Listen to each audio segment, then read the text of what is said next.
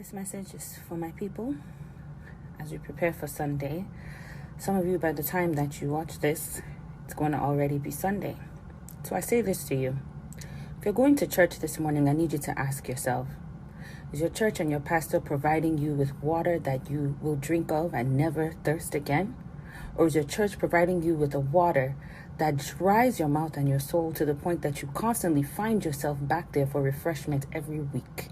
Is your church putting you in a position where you need to buy salvation that Christ died for and said that you could get for free? I look at Nigeria and I look at the positions of our pastors and our religious leaders, including our traditional leaders and our Islamic leaders. And I understand that part of our problem is them. If you're watching this, you're a man of God in any form, you are part of the problem in Nigeria if you are not pushing for the freedom, mentally, emotionally, spiritually, and physically of the Nigerian people. The African Americans in America did not gain their freedom without input from their religious practitioners. Our pastors out here preach for freedom for blacks. They preach for black rights. They walk for black rights. Martin Luther King was a reverend. Our religious leaders in Nigeria often sit mute and watch while the people are ravaged by corruption and violence from its government. Sometimes they are even complicit. Sometimes they are the ones who effect these acts of violence against their own. They are the ones who sometimes take advantage of their own.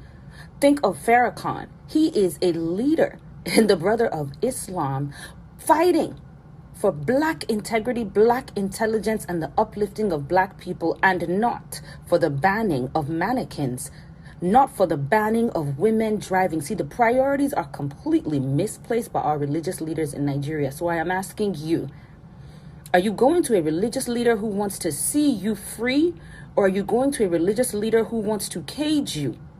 It seems to me that a lot of the Nigerian religious leaders are benefiting from the situation, the government tyranny, the government corruption, and the way our country is. Because, when there are more problems, then there can be a potential solution.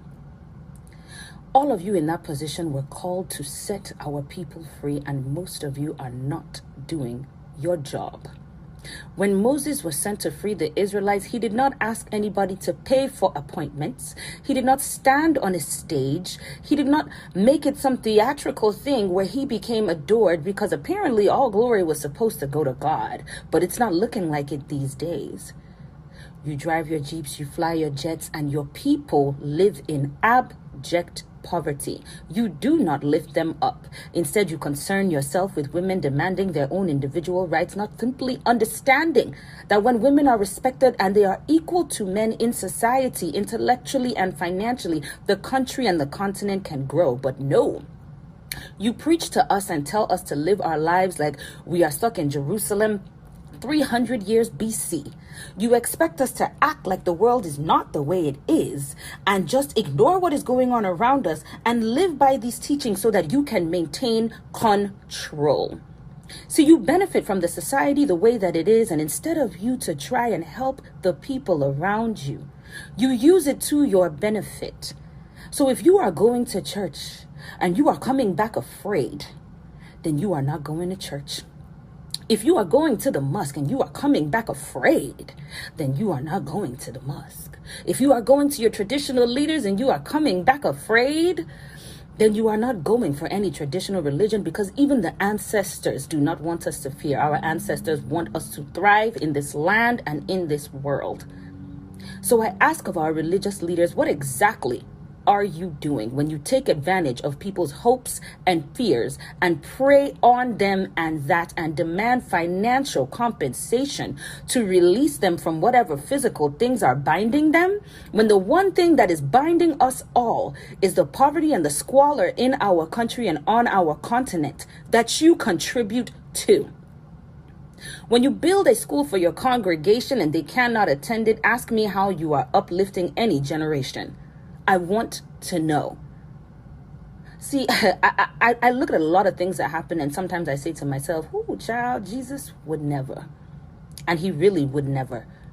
So, if you find yourself this morning getting up, going to a church where they tell you that you are going to have to engage in some kind of ritual in the middle of the night, flogging your enemies, demanding that people somersault and die because the blood of Christ was simply not enough. And now you are worried that people are out to get you. I need for you to understand that the pastor that you are going to may just well be a Pharisee. My people, open your eyes. It does not take a rocket scientist to see that the people who are taking advantage of us are us. Our religion has been twisted into every single shape or form, and it has not worked for us, it is not working for us, and it will not work for us. We see our people here in the United States. African Americans are Africans who were transported here. The only way they got out of it was when the religious leaders got on board also. Reverend Dr. Martin Luther King fought for civil rights. He fought for the rights of Black people. Farrakhan fights for the rights of Black people. Malcolm X comes and fights for the rights of Black people. Regardless of what their religious views were, they understood that freedom was a right that was guaranteed to all men by God who created us. In fact, they said that all men were created equal. All human beings were created equal. So I need for you to ask yourself, if your religious leader is presenting to you that he is above you and you are supposed to kneel at his feet, if your religious leader is making you seem like you need to be dependent on him, if your religious leader is making it seem like you need to buy your freedom, like you need to buy your happiness, like you need to buy salvation that according to your religion was paid for by the blood of Jesus, what the hell are you doing and who the hell are you rocking with? This needs to stop, and it needs to stop today. So if you know somebody who is practicing some religion in the name of God or in anybody, go ahead, send this to them. I'll need for them to answer. I need for them to tell me what they are doing for Nigeria. It's not one march. It's not one prayer march. Your message needs to be a message of integrity. Your message needs to be a message of uplifting the nation. Your message needs to be a message of prosperity for all for free. If Moses did not charge people for prosperity, if Moses did not charge the Israelites to come out of Egypt, then please pray tell me, who the hell are you? Who the hell do you think you are, taking advantage of all these people, and you think that the God that you pretend to serve will not punish you? Just because you get away with it on the physical realm or in the physical realm does not mean that you will get away with it in the spiritual realm. Our eyes are beginning to open and we're beginning to see you for what